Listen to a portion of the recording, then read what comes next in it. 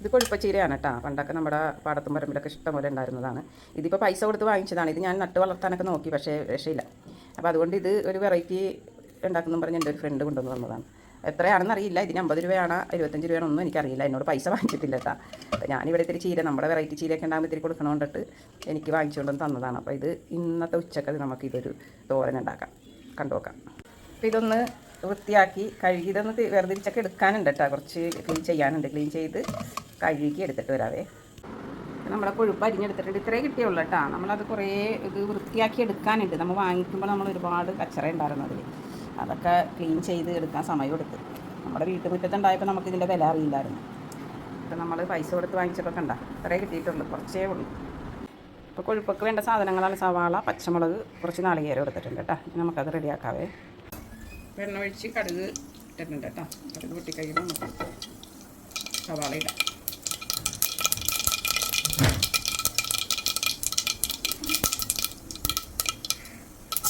സവാള ഇട്ട് കൊടുത്ത് പച്ചമുളക് ഇട്ട് കൊടുക്കാം.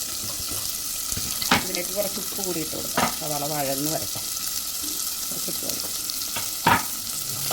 സവാള വഴറ്റിയെടുക്കാവേ. സവാള വാടിയിട്ടുണ്ട്. അതിലേക്ക് കുറച്ച് മഞ്ഞൾപ്പൊടി ഇട്ട് കൊടുക്കാം. കൊഴുപ്പ് ഇട്ട് കൊടുക്കാം. ഞങ്ങൾ ഈ ചീരനെ കൊഴുപ്പേന്നാട്ടോ പറയണം. ഇതിലേക്ക് നാളികേരം കൂടി ഇട്ട് കൊടുക്കാം.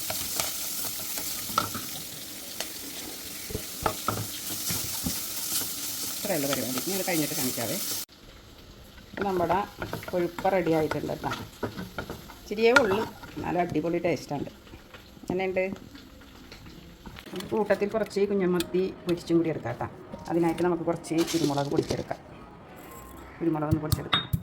കുരുമുളക് നന്നായിട്ട് പൊടിഞ്ഞിട്ടുണ്ട് കേട്ടോ. അതിലേക്ക് കുറച്ച് കാന്താരിയും വേപ്പിലയും ഒരു നുള്ളു ഉപ്പും നല്ലോണം പേസ്റ്റ് പോലെ ആക്കാം കേട്ടോ.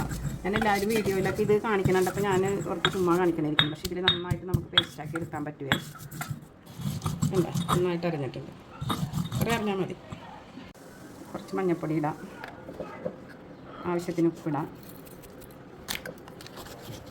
ഇത് ജിഞ്ചർ പേസ്റ്റാണ് കേട്ടോ. വെളുത്തുള്ളിയും ജിഞ്ചറും കൂടിയുള്ള പേസ്റ്റാണ്. അത് ഇത്തിരി ഇടാം. പിന്നെ നമ്മുടെ ചതച്ച് വെച്ച സാധനങ്ങളിടാം. അതെ, എന്നിട്ട് കുറച്ച് കോൺഫ്ലവറും കൂടി ഇടാനുണ്ട്. നല്ല കറമുറാന്നിരിക്കും മതി. മിക്സ് ചെയ്തിട്ട് കാണിക്കാവേ. ഇതെല്ലാം കൂടി ഒന്ന് മിക്സ് ചെയ്ത് വെക്കാം. വേറെ മുളകൊന്നും ചേർക്കേണ്ട. കാന്താരി ഉണ്ട്, കുരുമുളകുണ്ട്. ഇതിന് വേറെ ഇത് മുരിഞ്ഞ് വരുമ്പോൾ ഇതിൻ്റെ കളറൊക്കെ അങ്ങ് മാറിക്കോളും. ഇത് കുറച്ച് സമയം നമുക്ക് റെസ്റ്റ് ചെയ്യാൻ വെക്കാവേ. ഓക്കെ, എണ്ണ ചൂടായിട്ടുണ്ട്. നമുക്ക് മീൻ ഇട്ട് കൊടുക്കാം. കുരുമുളകായതുകൊണ്ടാണ് ഈ കളർ കേട്ടോ. അത് മുരിഞ്ഞ് വരുമ്പോൾ കറക്റ്റായിരിക്കും. അപ്പോൾ നമ്മുടെ മത്തി ഇവിടെ ഫ്രൈ റെഡി ആയിക്കൊണ്ടിരിക്കുന്നു. കോൺഫ്ലവർ ഇട്ടേക്കുന്നത് കൊണ്ട് നമ്മളിങ്ങനെ എങ്ങനെയൊക്കെ അത് പിക്കിയാലും അത് പൊടിഞ്ഞൊന്നും പോകില്ല കേട്ടോ. നല്ല അടിപൊളിയായിട്ട് കിട്ടും. അതിനുവേണ്ടി നമ്മൾ ആ പൊടി ചേർക്കുന്നത് കോൺഫ്ലവർ. ചിലവർ മൈദ പൊടി അരിപ്പൊടിയൊക്കെ ചേർക്കുന്നവരുണ്ട് കേട്ടോ. അപ്പോൾ നമ്മുടെ മത്തി നല്ല മുരുമുരാന്നായിട്ടുണ്ട് കേട്ടോ.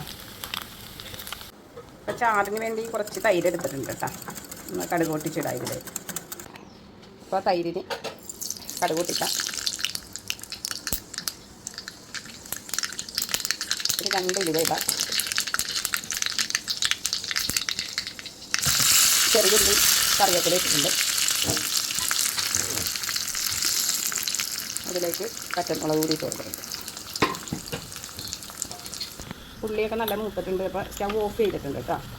ഓഫ് ചെയ്തതിന് ശേഷമാണ് നമ്മൾ കുറച്ച് മഞ്ഞൾപ്പൊടിയും കുറച്ച് മുളക് പൊടിയും, അല്ലെങ്കിൽ കരിഞ്ഞു പോകും. അതാണ് ഓഫ് ചെയ്തത്.